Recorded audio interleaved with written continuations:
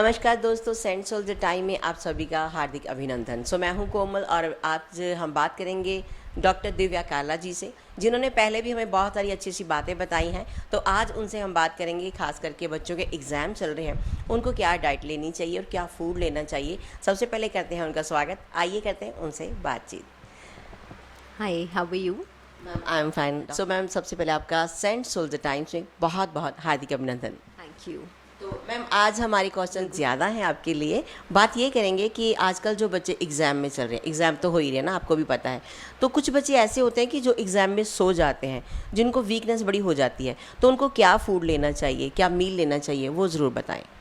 देखिए, first thing is that exams तो चलते ही रहने हैं, तो इसमें बच्चों को सबसे पहले स्ट्रेस कम लेना चाहिए, क्योंकि वो स्ट्रेस की वजह से या वो हाइपर एक्टिव हो जाते हैं या वो सो जाते हैं, क्योंकि उनको वो स्ट्रेस बैलेंस नहीं करना आता। तो हमें अपना सेरोटोनिन हार्मोन फूड्स लेने चाहिए। सेरोटोनिन हार्मोन का मतलब है जो आपके मूड एलिवेट करें। उसमें कि बनाना बहुत अच्छा है, नट्स बहुत अच्छे हैं, कहते हैं ना बादाम खाइए। बच्चों को आंवला शायद पसंद ना आए, लेकिन जैसे आंवला कैंडी वगैरह मिलती है, तो बच्चों को कहीं ना कहीं किसी फॉर्म में या आंवले के मुरब्बे के फॉर्म में आंवला ज़रूर दीजिए, ताकि वो उनके सारे सेल्स को रिजुविनेट करें।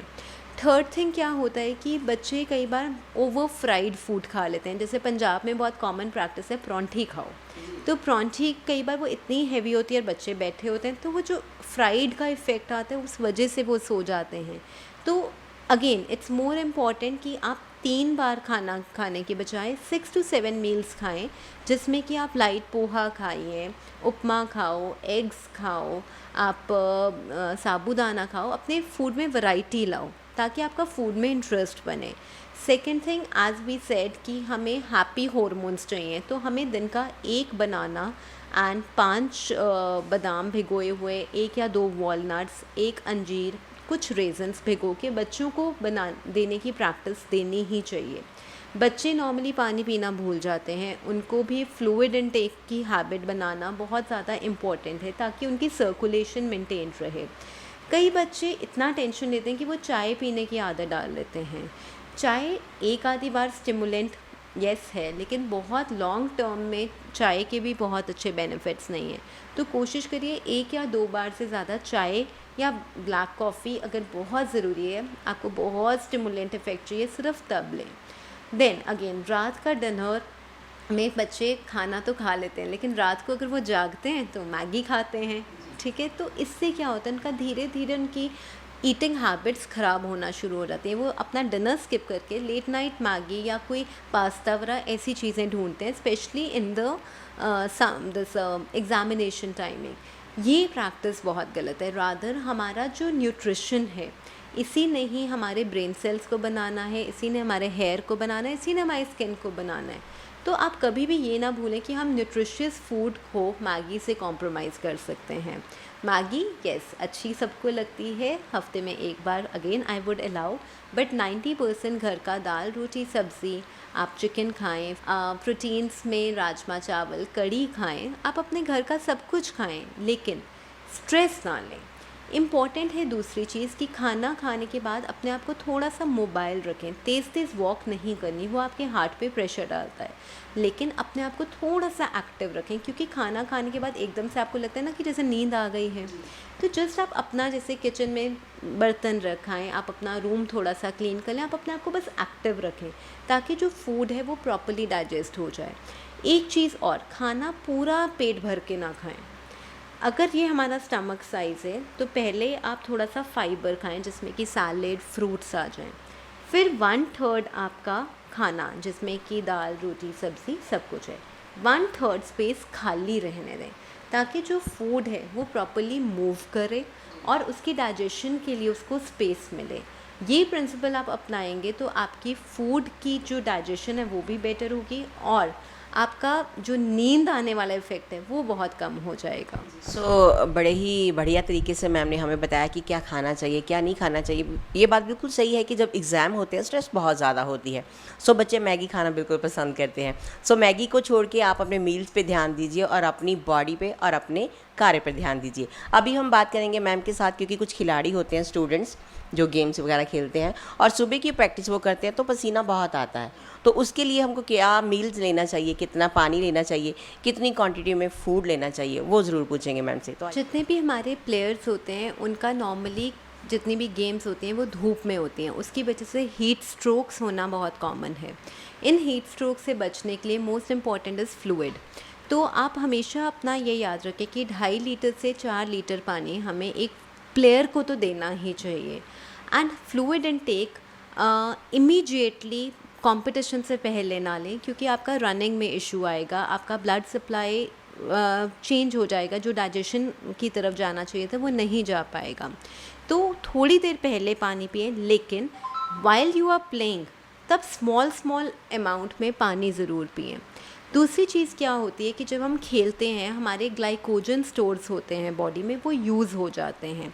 तो कई लोग सोचते हैं कि सिर्फ प्रोटीन खाएं, ये एक बहुत बड़ी गलती है। हमें अपने कंपटीशन के बाद अपना carbohydrate level, protein, fluid, vitamin, mineral complete meal चाहिए, ना कि सिर्फ प्रोटीन। क्योंकि अगर आपका इस कार्बोहाइड्रेट से आपको अपने ग्लाइकोजन को दोबारा बनाना है, तो ये एक गलती मोस्टली प्लेयर्स करते हैं कि वो सारा स्ट्रेस सिर्फ प्रोटीन पे देते हैं कि प्रोटीन खाना है, प्रोटीन खाना है। जी हाँ, प्रोटीन की इनटेक बढ़ानी होती है। अगर एक नॉर्मल बंदे को 1 ग्राम पर केजी प्रोटीन चाहिए, तो एक एथलीट को 1.5 to 1.8 ग्राम्स चाहिए। बट प्रैक्टिकली हम 1.5 ग्राम पर केजी के हिसाब से अगर प्रोटीन दें तो उसमें हमें प्रोटीन को बढ़ाना है, जिसका मतलब ये नहीं है कि आपको कैलोरीज़ नहीं बढ़ानी, क्योंकि प्रोटीन तो बढ़ा लिया, लेकिन जो कैलोरीज़ थी, अगर एक नॉर्मल इंसान को 2000 चाहिए तो एक प्लेयर को 3000 चाहिए। कैलोरीज़ तो आपको अपने कार्बोहाइड्रेट से मिलेंगी। इसलिए अपना रोटी का इंटेक, जिसमें कि अगेन दाल, रोटी, चावल, आपके मिलेट्स आ गए, ओट्स आ गए, क्विनोआ आ गया, आप कोई भी कार्बोहाइड्रेट अच्छी क्वालिटी का लीजिए, अच्छी क्वालिटी का प्रोटीन लीजिए, एंड फ्लूइड को in between meals and post meal ज़रूर लीजिए। दूसरी चीज़, कई बार लोग रेड बुल वगैरह लेते हैं क्योंकि वो सिंपल कार्ब्स हैं, वो आपको इंस्टेंट एनर्जी देते हैं। तो ड्यूरिंग द मैच कई बार अगर आप ग्लूकॉन डी या सिंपल शुगर्स आप लेते हैं तो उसका रोल ठीक आता है, लेकिन जब हम पूरे डे की बात करें तो आपको कॉम्प्लेक्स कार्ब्स की तरफ लेना चाहिए, और अपना वेजिटेबल जूसेस, फ्रूट जूसेस और मिल्क प्रोडक्ट्स ऑल्सो, क्योंकि इसमें भी प्रोटीन एंड फ्लूइड कंटेंट पूरा हो जाता है, तो आप ये ज़रूर लीजिए। जी, तो मैम जैसे कि बहुत सारे प्लेयर्स होते हैं वो मार्केट की चीज़ें ज़्यादा खाते हैं, कौन सी ऐसी चीज़ें हैं जो घर में प्रॉपर्ली वो अपनी डाइट में फॉलो कर सकते हैं? देखिए, मार्केट में सबसे ज़्यादा गलत चीज़ें, एक तो मैदा है जिसमें कि पिज़्ज़ा, बर्गर वगैरह सब कुछ ही आता है। दूसरी गलत चीज़ है चाइनीज़, बिकॉज उसमें जितनी भी सोया सॉसेस वगैरह हैं वो आपकी बॉडी को बहुत ज़्यादा अंदर से इन्फ्लेमेशन कर रही हैं।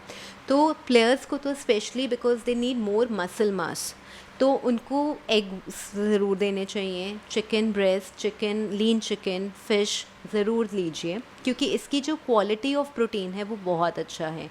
जो हमारे वेजिटेरियन प्रोटीन्स हैं उनमें कोई कमी बिल्कुल नहीं है, लेकिन हमेशा याद रखिए, अगर राजमा खा रहे हैं तो चावल के साथ खाएं, चने खा रहे हैं तो रोटी के साथ खाएं। जिस एग्जांपल दे रही हूँ कि कार्ब्स और प्रोटीन जब हम कंबाइन करते हैं, दाल, चावल, इडली सांभर, डोसा सांभर, तब आपका वेजिटेरियन प्रोटीन भी कंप्लीट हो जाता है।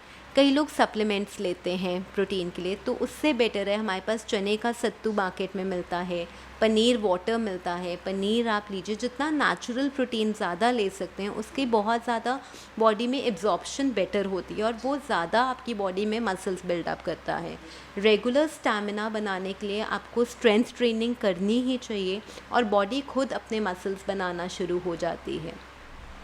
सो दोस्तों, समय इजाज़त नहीं देता, लेकिन क्या करें, मैम की बातें इतनी प्यारी और इतने प्यार से समझाते हैं। मुझे लगता है कि अगर कोई भी बच्चा ज़िद्दी हो, जो अपने माँ बाप का कहना ना मानता हो, तो वो प्लीज़ एक बार कंसल्ट ज़रूर करें मैम के साथ, एक बार ज़रूर मिलें।